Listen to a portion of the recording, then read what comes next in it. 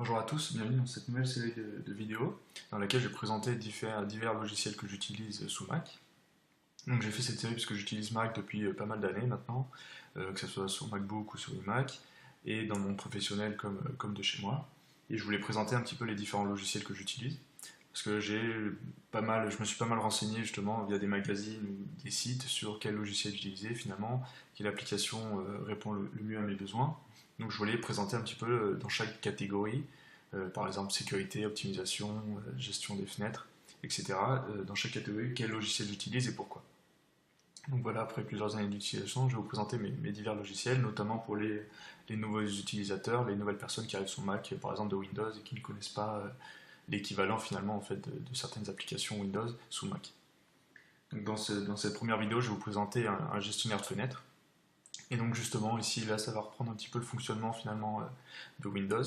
C'est-à-dire qu'on va pouvoir un petit peu gérer mieux nos fenêtres, les mettre sur la moitié gauche de l'écran, moitié droite, quart en haut à gauche de l'écran, etc.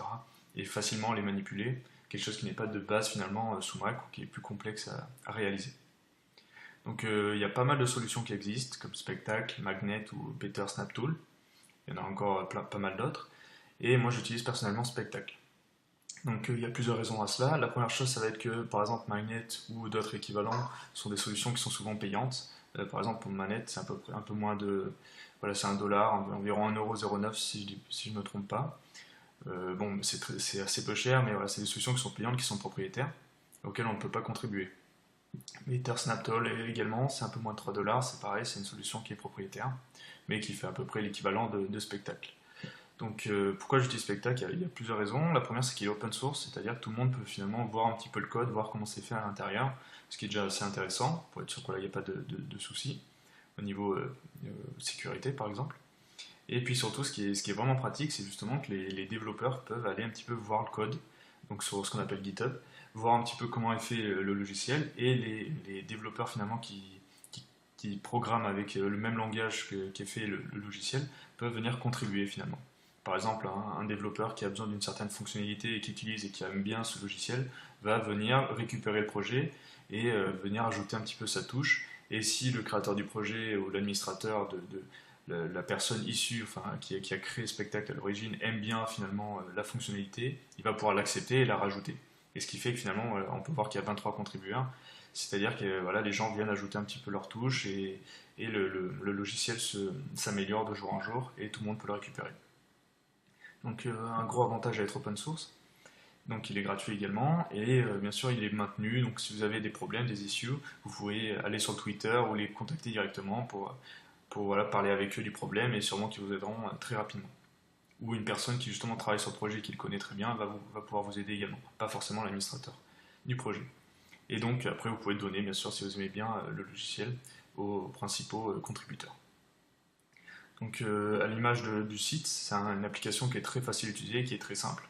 Donc je vous invite à cliquer sur le téléchargement du zip. Ça va vous télécharger un fichier zip qui va vous permettre de installer justement l'application. Une fois dézippé, vous avez le logo spectacle. Je vous invite à double-cliquer dessus. Il va y avoir un petit pop-up de sécurité. Vous pouvez cliquer sur ouvrir. C'est juste que c'est une application qui a été téléchargée depuis Internet et non depuis l'App Store. Donc voilà, Mac nous met en garde finalement. Donc au niveau des préférences et puis de l'interface, elle est très, très simple, très sobre. Et même les fonctionnalités sont très basiques, il y en a très peu finalement. Mais c'est vraiment très utile, c'est-à-dire que voilà, vous avez une quinzaine de raccourcis clavier qui vont permettre de décaler votre fenêtre à gauche, à droite, dans les angles, etc. ou mettre le plein écran justement. Et une fois ces raccourcis finalement pris en main, d'ailleurs vous pouvez les changer et les personnaliser si vous le souhaitez, ceux par défaut sont plutôt sympas et intuitifs. Et ça vous permet voilà, de par la suite gérer facilement vos fenêtres, une petite fonctionnalité qui manque vraiment à Mac. Donc par exemple avec commande Alt flèche de droite, on va venir mettre notre fenêtre sur la partie droite, inverse avec flèche de gauche, et ensuite avec quelques raccourcis clavier, on va venir mettre dans les angles, ce qui est assez pratique pour par exemple pour les blogueurs par exemple qui vont beaucoup éditer de texte, vont bien aimer mettre 2 pages en parallèle, une pour rédiger et une pour s'inspirer ou pour lire d'autres articles, etc. pour s'informer finalement.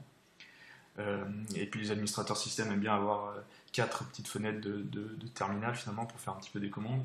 Et donc on va pouvoir venir mettre cette fenêtre dans les angles, ce qui est vraiment très pratique.